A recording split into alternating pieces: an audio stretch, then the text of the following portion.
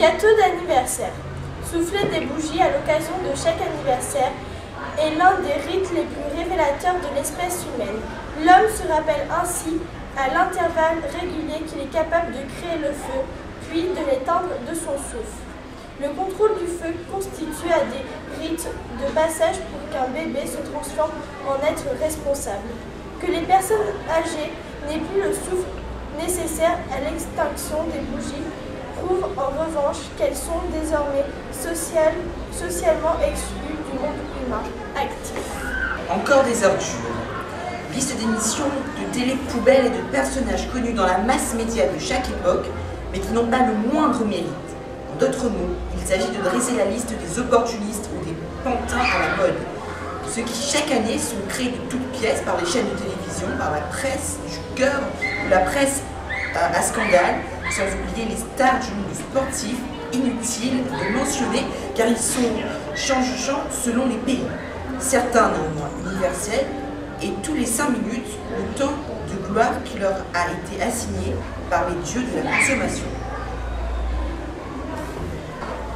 Devant un obstacle, un être humain a souvent pour premier réflexe de se demander pourquoi y a-t-il ce problème et de qui est-ce la faute. Il cherche les coupables et la punition que l'on devra leur infliger. Il y aura toujours une grande différence entre ceux qui se demandent pourquoi les choses ne fonctionnent pas et ceux qui se demandent comment faire pour qu'elles fonctionnent. Pour l'instant, le monde humain appartient à ceux qui se demandent pourquoi, mais l'avenir appartient forcément à ceux qui se demandent comment. Il tempo. Atelier anglais 2009. Initiation, sketch, chant. Semaine du 12 au 16 janvier 2009. De 9h à 11h. Pour les enfants de 8 ans à 13 ans. 50 €. Professeur, Monsieur Daniel. Nota bene, un minimum de 10 participants est nécessaire.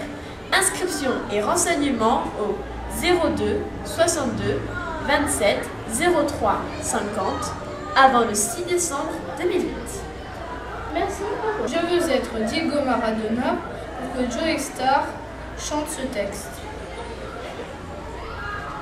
Autre diablerie. Il faut intervenir là où les hommes ne nous attendent plus dans leurs esprits. Que proposez-vous? Changer leur regard sur le mal. C'est-à-dire, d'abord, vous supprimez. Pardon? Ne plus parler du diable, ou de nous, ses lieutenants. Nous devons disparaître pour devenir efficaces. Le diable, je ne comprends pas. Il faut ôter sa réalité au mal, qu'on ne le voit plus, qu'on le nie. Tenez, nous vous proposons 3 stratégies. À toi, Nibiros. Je suis une théorie selon laquelle le mal n'existe pas. Chacun cherche toujours à faire quelque chose de bien. Et si ce n'est pas le bien en soi, chacun désire quelque chose de bon pour lui. Bref, le bien et le bon, voici les 2 seuls objectifs de l'individu. Imaginez votre diablerie à partir du moment où l'homme pense cela. Le mal n'est plus qu'un accident de parcours, une erreur de jugement, une pécadille, un dysfonctionnement passager, une mouche qui s'égare. Le mal devient négligeable, vidé de son poids, illusoire. Le fauteur reste innocent. Le diable. Brillant, comment appelles-tu cela? L'idéalisme. Croyez-moi, si les consciences humaines s'endorment ainsi dans leur célébration, nous pouvons nous y infiltrer, y prendre toute la place et y travailler durablement. Et toi, Sargatos? Je suis une théorie selon laquelle le mal n'est jamais qu'un moindre mal. Un mort vaut mieux que 100, une petite guerre vaut mieux qu'une grande, un otage exécuté vaut mieux qu'un conflit ouvert. Je suis le mal à la petite semaine, le mal préventif. Une condamnation à mort, même celle d'un innocent, a une valeur d'exemple et d'intimidation. La comédie de la justice l'emporte sur la justice. La vérité ne compte pas, seulement la vraisemblance de l'autre. Je purge, je fais le mal pour éviter un mal plus grand. Je noie le mal dans l'océan du relatif, je détermine, je soupèse, je minimise. Tout se calcule. Il n'y a plus de mal, seulement des chiffres, des stratégies. J'analyse, je ne sens rien, je n'ai pas de regard moral, tu es le pragmatisme. Es-tu sûr que cela fasse une théorie? Certain, la froideur et l'absence de sentiments chez les hommes, cela passe facilement pour l'éthique. Le diable. Agaliare. Et toi? Agaliare. Je suis une théorie selon laquelle un mal n'est jamais volontaire, mais provient d'un ailleurs non humain. Là, tu exagères, c'est pas crédible. Si, Les vraies raisons d'un acte mauvais demeurent tapis dans une zone d'ombre de l'esprit, des ténèbres, quelque chose comme ici, qu'on pourrait appeler l'inconscient. Si l'homme tue, si l'homme vole, c'est par manque d'amour.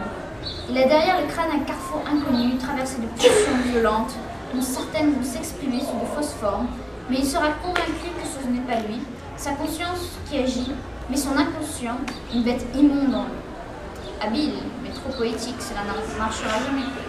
Ça marchera! Les hommes adorent s'innocenter. Ils se prendront pour des anges à l'aile froissée qui font une petite indigestion. Et tu appelles cela le psychologisme. Ma technique pour écrire est simple. D'abord, je copie mot pour mot sur quelqu'un qui me plaît. Je transcris. Je laisse passer un an et avec le temps, je crois que c'est moi qui l'ai écrit.